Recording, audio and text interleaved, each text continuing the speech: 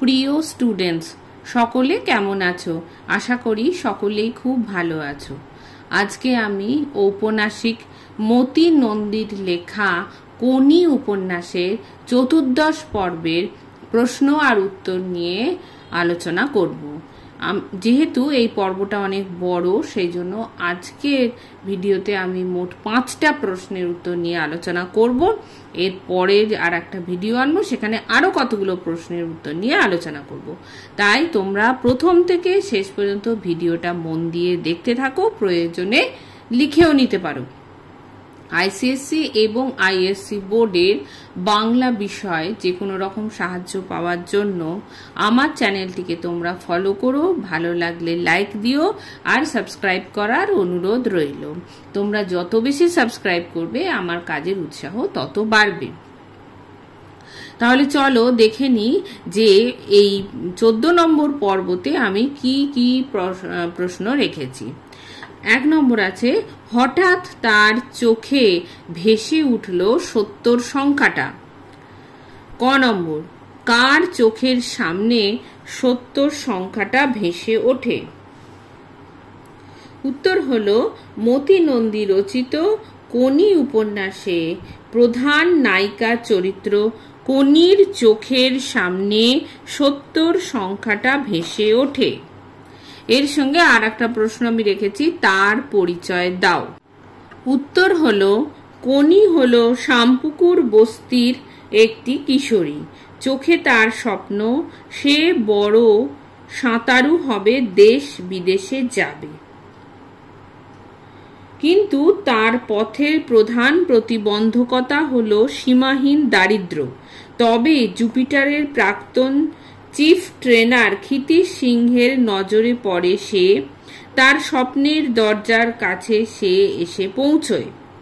সুদূর বাংলা থেকে এসে পৌঁছয় সে মাদ্রাজে 5ম জাতীয় সুইমিং চ্যাম্পিয়নশিপে অংশগ্রহণ করবার জন্য। আচ্ছা, এরপরে খ নম্বর আছে, কাকে দেখে তার এরূপ হয়?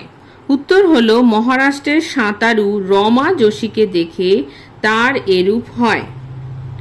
আচ্ছা, এরপরের প্রশ্ন আছে যে তাকে দেখতে কেমন ছিল? তাকে বলতে এখানে রমা যোশীর কথাই বলা হয়েছে।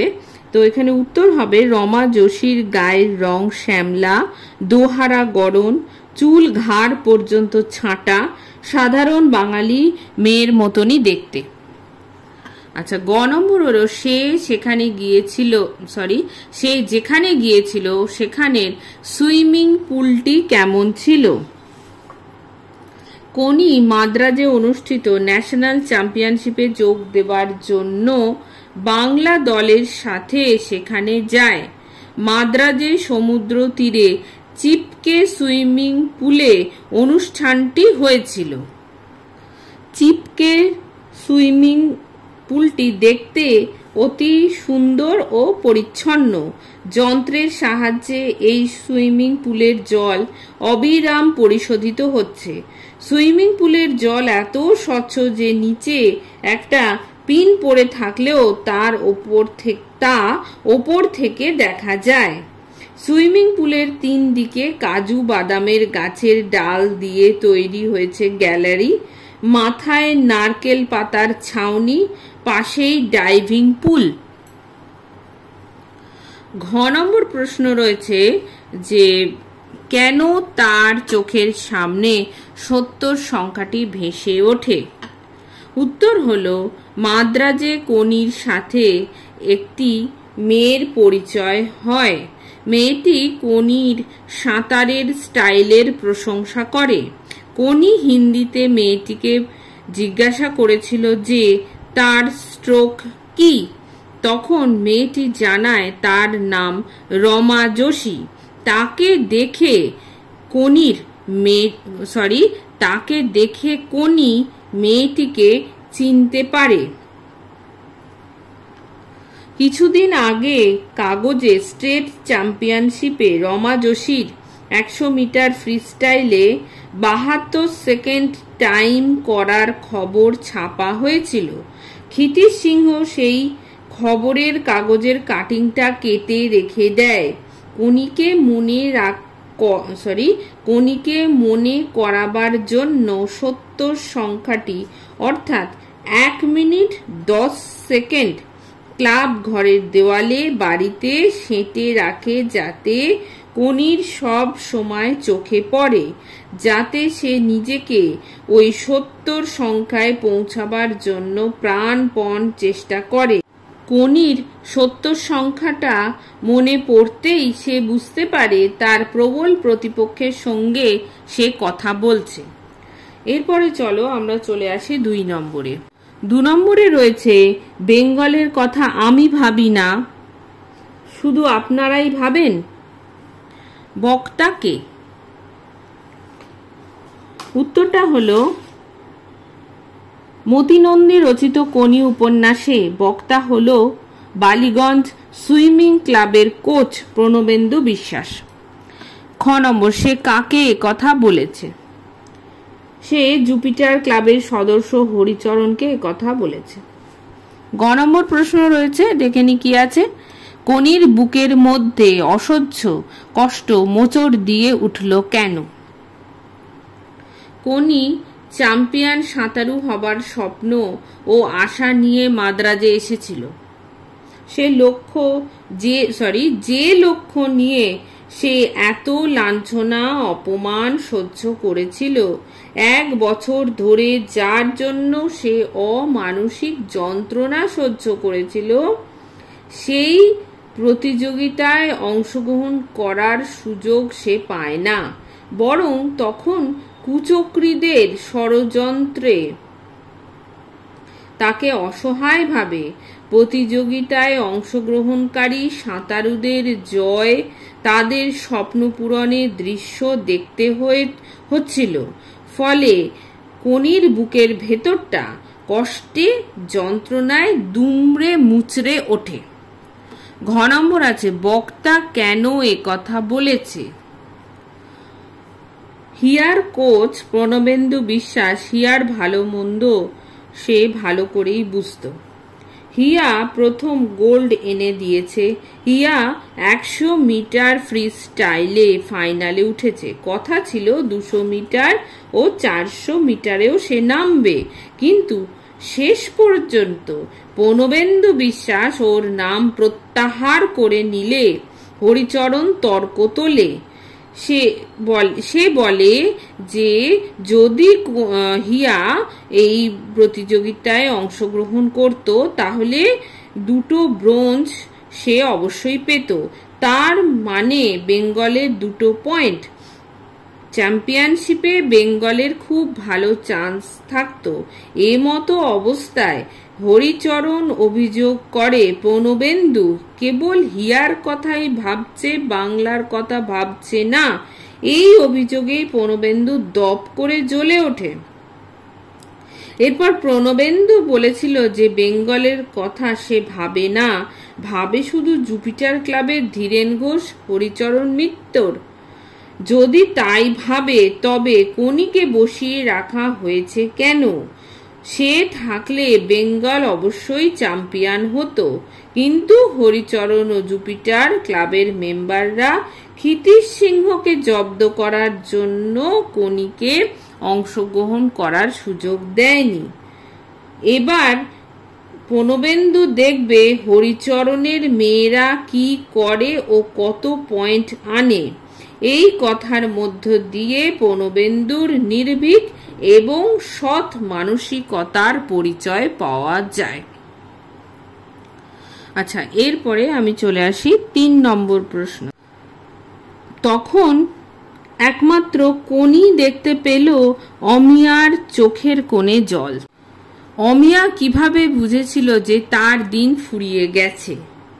উত্তর হলো, মাদ্রাজের জাতীয় চ্যাম্পিয়নশিপের প্রতিযোগিতায় বাংলা দলের সেরা 3 জন সাঁতারু ছিল কোনি, অমিয়া ও হিয়া।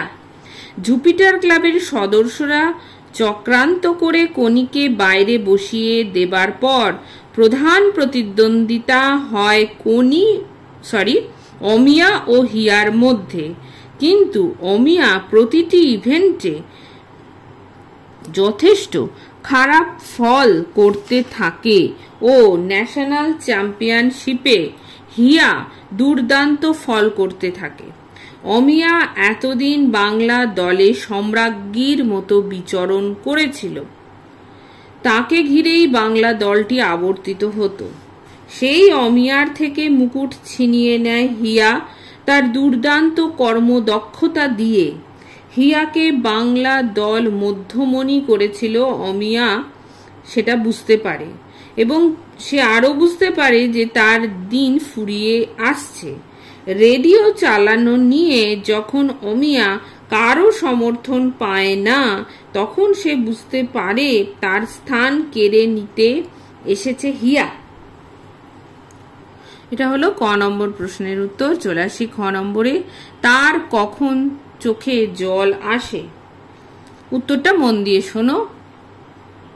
ন্যাশনাল চ্যাম্পিয়নশিপে অমিয়া আশানুরূপ ভালো ফল করতে পারেনি, ফলে তার মধ্যে একটা অস্থিরতার সৃষ্টি হয়। একদিন হিয়া রেডিওতে হিন্দি গান শুনছিল। অমিয়ার মাথা ব্যথা করায় সে হিয়াকে রেডিও বন্ধ করতে বলেছিল, কিন্তু হিয়া অমিয়ার কথা ভ্রুক্ষেপ না করে রেডিওর শব্দ আরো জোরে করে দেয়। অমিয়া চিৎকার করলে হিয়া জানায় যে তার রেডিও শুনতে ভালো লাগছে। সে অমিয়াকে চেঁচাতে বারণ করে। এই ঘটনায় অমিয়াকে কেউ সমর্থন করেনি, সকলে অমিয়াকে উপেক্ষা করেছিল। তখন অমিয়া বুঝতে পারে যে এতদিন তাকে ঘিরেই বাংলার সাঁতার দলের সকলে আবর্তিত হতো, তার কথার গুরুত্ব দিত, কিন্তু এখন তার স্থান কেড়ে নিয়েছে হিয়া। পরদিন ব্যাকস্ট্রোক ইভেন্টে হিয়া মহারাষ্ট্রের রমা যোশীকে পরাজিত করেছিল। তখন কোনি লক্ষ্য করেছিল যে অমিয়ার চোখে জল। তাহলে এটা হলো যে তার কখন চোখে জল আসে সেই কথাটা, মানে সেই সময় আর কি। গ নম্বর আছে কেন তার চোখে জল আসে?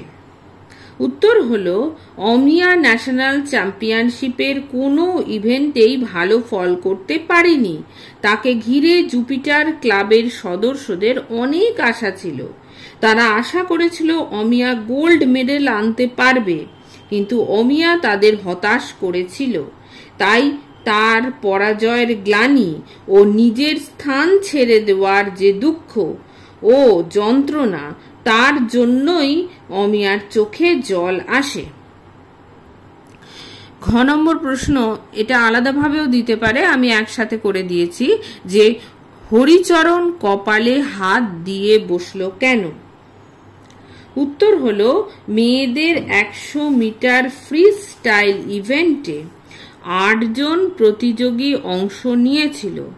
তার মধ্যে অমিয়া নিজেকে বিস্ফোরিত করে মহারাষ্ট্রে রমা যোশীকে পিছনে ফেলে এগিয়ে যায়, কিন্তু কিছু দূর অগ্রসর হয়ে সে কাতরাতে থাকে যন্ত্রণায়। সে পেট চেপে ধরে ছটফট করতে থাকে। যন্ত্রণায় তার মুখ বিকৃত হয়ে যায়। তার পেটে ক্র্যাম্প ধরার কারণে সে আর প্রতিযোগিতায় অংশ নিতে পারে না। তখন হরিচরণ কপালে হাত দেয়, কারণ তারা মাদ্রাজে এসেও চক্রান্ত করে কোনিকে বাদ দিয়েছিল প্রতিযোগিতা থেকে। যদিও তারা জানতো কোনি এই দলের অন্যতম সেরা সাঁতারু। হরিচরণের নিজের ছাত্রীরা অমিয়া, বেলা এদের ওপর নির্ভর করে যদি বাংলা ভালো ফল করতে পারত তাহলে তাদের মুখ রক্ষা হতো, কিন্তু শেষ দিনে এইভাবে ভরাডুবি হওয়ায় হরিচরণ বুঝতে পারে এরপর বাধ্য হয়ে কোনিকে যদি পরবর্তী ইভেন্ট রিলে রেসে নামাতে হয় তাহলে তাদের মুখ দেখানোর জায়গা থাকবে না। তাহলে এটা হয়ে গেল আমার 3টে প্রশ্নের উত্তর। চলে আসি 4 নম্বর প্রশ্নে। দেখো 4 নম্বর প্রশ্ন রয়েছে, শিরশির করে উঠল কোনির শরীর। এখানে ক নম্বর আছে যে কখন কোনির এরূপ অনুভূতি হয়। উত্তর হলো মাদ্রাজে জাতীয় চ্যাম্পিয়নশিপের ফাইনালে অপ্রত্যাশিতভাবে অমিয়া দলের বাইরে বেরিয়ে যাওয়ায় কোনিকে শেষ পর্যন্ত রিলে রেসে অমিয়ার জায়গায় নামতে বলা হয়। তখন কোনি প্রথমে ব্যাপারটি হৃদয়ঙ্গম করতে পারেনি। হিয়া এসে যখন তার হাত ধরে কোনিকে কথা স্পষ্টভাবে বলে তখন কোনির এরকম অনুভূতি হয়, তার শরীর উত্তেজনায় শিরশির করে ওঠে। খ নম্বর প্রশ্ন আছে এরূপ অনুভূতি হবার কারণ কি? কোনি মাদ্রাজে গিয়ে প্রথম দিন থেকেই চক্রান্তের শিকার হয়। সে লাঞ্ছনা গঞ্জনা সহ্য করতে বাধ্য হয়। তার ফলে সে বাংলার ফলাফল সম্পর্কে অত্যন্ত বা বলতে পারো সম্পূর্ণ উদাসীন হয়ে পড়েছিল। তার শরীর ও মন নিষ্ক্রিয় হয়ে পড়েছিল। এরপর প্রতিযোগিতার শেষ মুহূর্তে তাকে ডাকলে ঘটনার আকস্মিকতায় তার শরীর ও মনে যে উত্তেজনার সৃষ্টি হয় তার ফলে তার এরূপ প্রতিক্রিয়া হয়েছিল।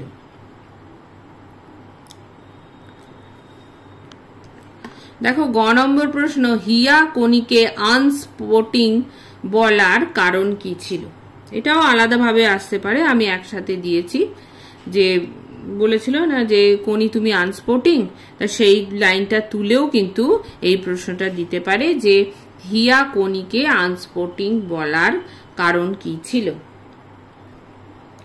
উত্তর হলো মাদ্রাজে ন্যাশনাল চ্যাম্পিয়নশিপে অপ্রত্যাশিতভাবে যখন অমিয়া খেলার বাইরে চলে যায় তখন সকলে কোনিকে রিলে রেসে নামতে বলে।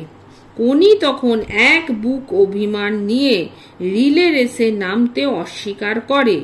হিয়া তাকে জানায় যে সে বেঙ্গলের স্বার্থে তাকে ডাকতে এসেছে।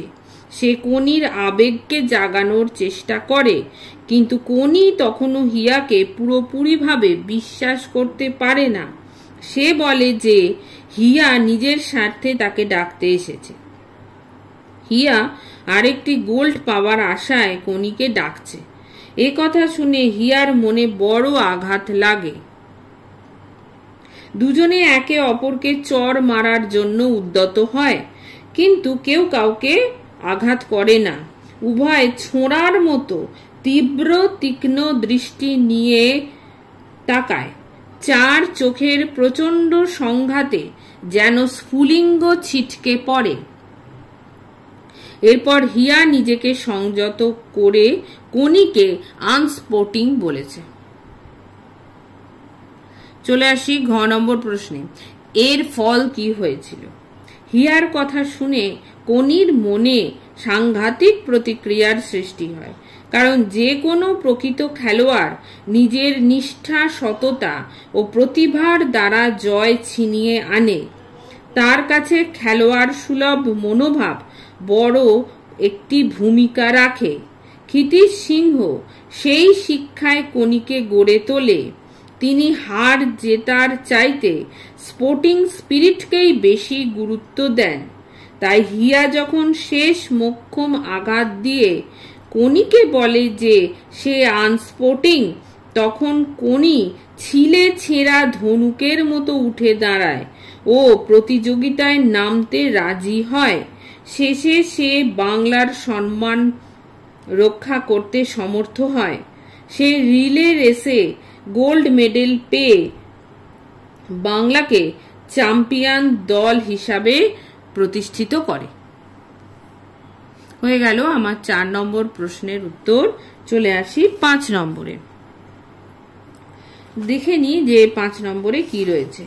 5 নম্বর প্রশ্ন রয়েছে রিজার্ভে আছে অঞ্জু আর ধীরেন ঘোষ থেমে গেল। আচ্ছা, এক্ষেত্রে প্রথম ক নম্বর প্রশ্ন রয়েছে যে রিজার্ভে অঞ্জু আর কে ছিল? মতি নন্দী রচিত কোনি উপন্যাসে ন্যাশনাল চ্যাম্পিয়নশিপে রিলে টিমের জন্য বাংলা দলের 3টি মেয়ে মনোনীত হয়েছিল, আর রিজার্ভে ছিল অঞ্জু ও কোনি। খ নম্বর প্রশ্ন রয়েছে, বক্তা কেন থেমে গেল? উত্তর হলো, জুপিটার ক্লাবের সদস্যরা বা বলতে পারো জুপিটার ক্লাবের স্বার্থপর সদস্যরা চক্রান্ত করে কোনিকে প্রতিযোগিতায় অংশগ্রহণ করতে দেয়নি। কিন্তু অমিয়া হঠাৎ অসুস্থ হয়ে পড়ায় তারা বুঝতে পারে যে যদি রিলে রেসে কোনিকে বাধ্য হয়ে তাদের নামাতে হয় তাহলে তাদের মুখ দেখানোর জায়গা থাকবে না। তাই ধীরেন ঘোষ কোনির নাম উচ্চারণ করতে ইতস্তত করে ও হরিচরণ এক দৃষ্টে তার দিকে তাকিয়ে থাকে। গ নম্বর আছে, তাকে প্রণবেন্দু কি প্রস্তাব দেয়? মানে ধীরেন ঘোষকে প্রণবেন্দু কি প্রস্তাব দেয় সেটাই বলা হয়েছে।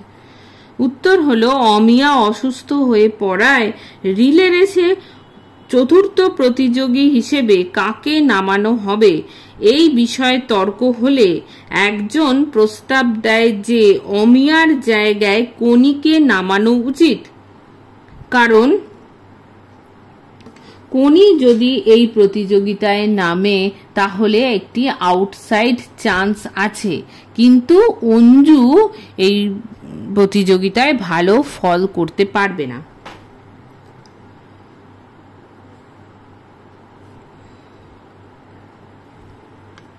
কিন্তু ধীরেন ঘোষ দ্বিধা করতে থাকে। প্রণবেন্দু বিশ্বাস ক্ষিপ্ত হয়ে জানায়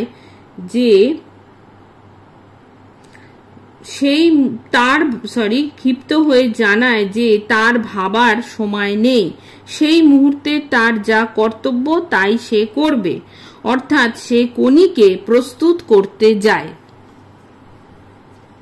আচ্ছা, পরের শেষ প্রশ্ন, আর 5 নম্বরের শেষ প্রশ্ন, যে শেষ পর্যন্ত কি ব্যবস্থা হয়েছিল? শেষ পর্যন্ত প্রণবেন্দু বিশ্বাসের চেষ্টায় কোনি রিলে রেসে অংশগ্রহণ করে। বাংলার জন্য সে শেষ গোল্ড মেডেলটি এনে দেয়।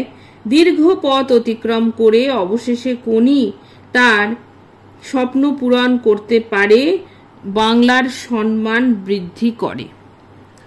এই হয়ে গেল 5টা প্রশ্নের উত্তর।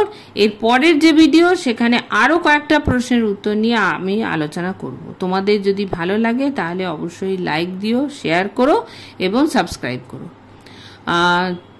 দেখা হবে পরবর্তী ভিডিওতে। তোমরা সকলে খুব ভালো থেকো।